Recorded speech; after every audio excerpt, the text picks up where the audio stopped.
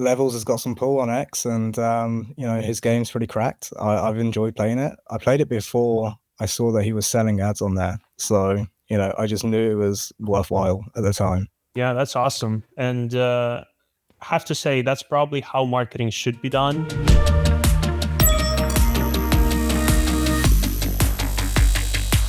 Because this is how you get the audience. You engage with these big creators. I was just gonna say, he's doing something pretty crazy. It's a bit, people are a bit upset about it at times. You can see there's a bit of controversy around the whole kind of, vibe coding a game. And there's a lot of people out there that are just kind of salty that he's just doing it, right? And when you have the controversy around it, you want to be involved. Like I would say, it drives traffic, it drives engagement, right? And for me, when I see something like that, I'm just like, I want to be involved. I want to be the person to push the boat out and push it a bit further. And I literally just messaged him saying, "Hey, look, I'll buy Mars in the game right now, 5K." He sent me a Stripe link, and I clicked it. Apple Pay. 2 or 3 minutes later, he was, I sent him a screenshot of it, and he was like, "Yeah, let's go." I'm sorry, but that's got to be the most, like, that right there is the most like startup 2025 AI type coded thing. Sends you a Stripe link, not even like a business invoice or anything like that. Stripe link over XDMs. You Apple Pay it, and you bought an ad on Mars. If this isn't the future, then it's like, I don't know what is. You know what? You get people in Germany who need a send an invoice when you spend like €3 on when they spend €3 on your website. So 3? Come on, they asked for a free trial. They asked for that invoice on the free trial. Dude, I was just happy to be involved in it. I knew that it would drive traffic either way, even if you didn't tweet about it, right? Like I knew that it would be seen in the game. We I think I started the trend of buying these moons. Is I think SoftGen AI, they bought Jupiter like 2 or 3 hours later, all right? And it didn't get as much pull because they weren't like the first ones to do it, I don't think. So I just wanted to be quick about it. I wanted to just like, before he raised the prices, I thought, you know what, 5K, if I offer that outright. He hadn't put a price for it. I think he'd only done blimps before that for like $2,500. So I was like, dude, 5K, Mars on the moon at the time. And he was like, yeah, let's go. Yeah, that's super, right on. That's super cool. It's like, I mean, obviously you can't have like a tricomp AI or it's tricomp.com or tricomp.ai? Tricomp.ai. So obviously you can't have like a referral link on Mars. So have you noticed like an uptick in a significant amount of traffic or what's the kind of thing with that? Oh, it was huge, right? I think within 2 or 3 hours, we could tell that there was a huge spike going on. I don't know if I can show my screen, but I've got like post hog, like web analytics straight up. So the day before, we had 1,500 visitors to the website.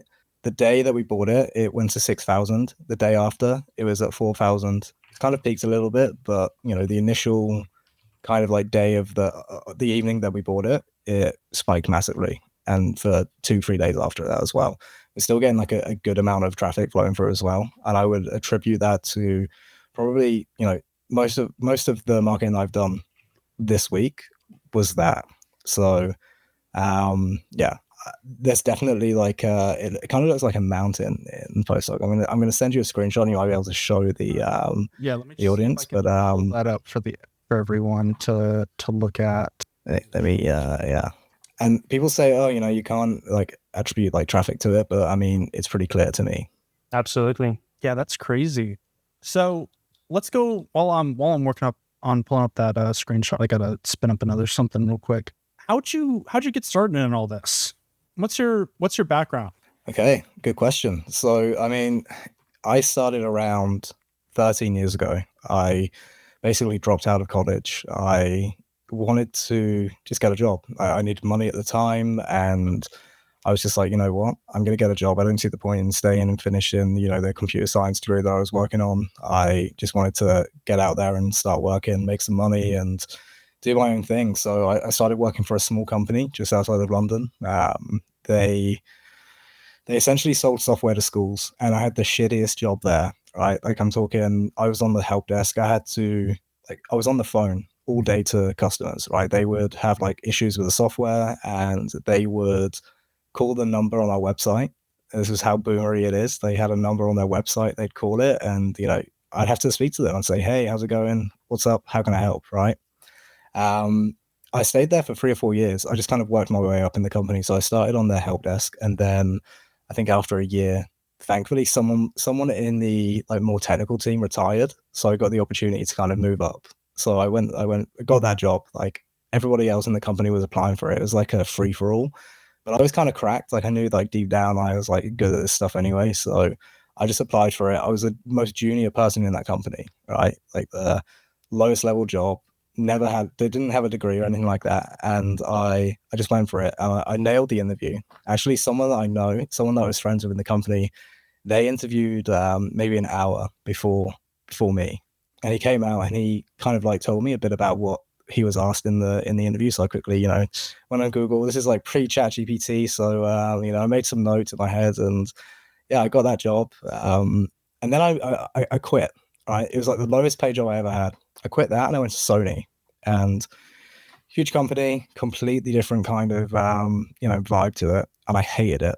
All right. There's like 5,000 people there. I was working on, some of the biggest websites in the world, PremierLeague.com, the fantasy football app for every, Premier League team in the UK.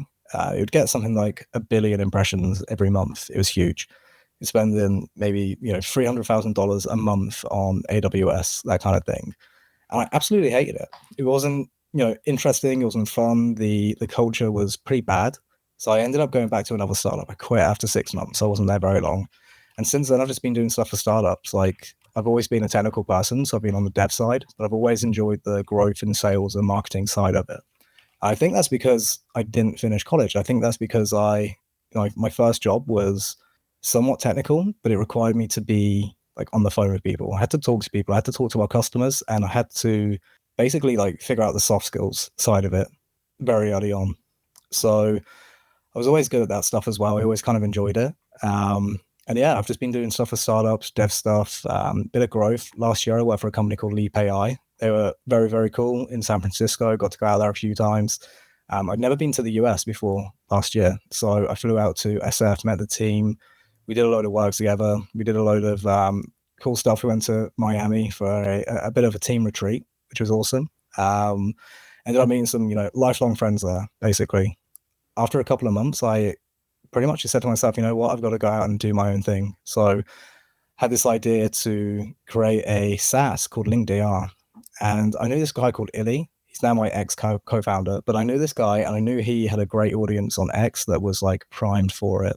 Let me know if I'm talking too much, by the way. No, you're good. But I knew his audience was like primed for the thing that I had an idea about. And it was essentially like a link building, like cold email software. I built it in 2 weeks, and we pretty much went to market with it. We started tweeting about it, and we ended up doing 150K in sales in 6 weeks or 7 weeks. Like we were on back-to-back calls every single day throughout August, September, and October. It was crazy. But I knew it was, I knew it would make money. And again, we built that in 2 weeks, something like that, less than that. And I said to him towards the end of this year, look, hey, you could take this much further than I think I can. I wasn't super interested in it. I just knew it would. So I knew that it would bring in, income for us both at the time. He ended up buying me out.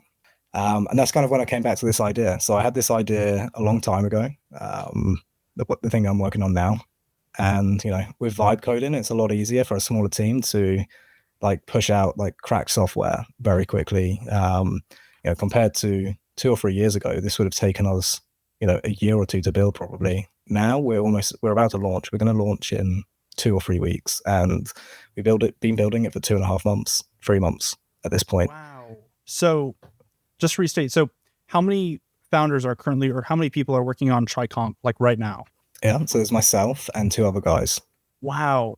And you guys, now I know you mentioned vibe coding, but like how much vibe coding? Like, are you just sitting there just like make the user's database relate to the profile state? Like what do we talk? How do you vibe code? To be honest, I'm actually probably the worst vibe coder going. I like to do things nicely, and I like to do it properly every time.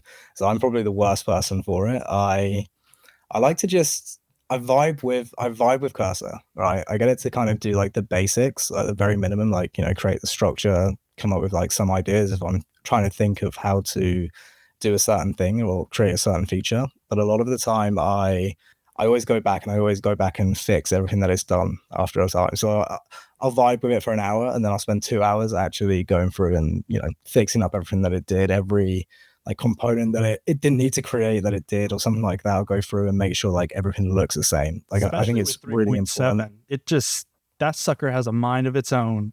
I was working, I was working on something this morning, and the prompt was so simple. I had a because it's for an app I'm working on, but I had one where the provider was OpenAI, and I was like, okay, I want something a little bit cheaper. Use the Vercel AI SDK, but use Gemini. Use the Google Gemini generative thing, whatever. I gave it like the docs and everything, and it created the route. Obviously, horrible type errors and everything. It created a web view page. It tried to implement Supabase auth, and it tried to do another update to the app all in like one shot because I stepped away to go get like coffee or something.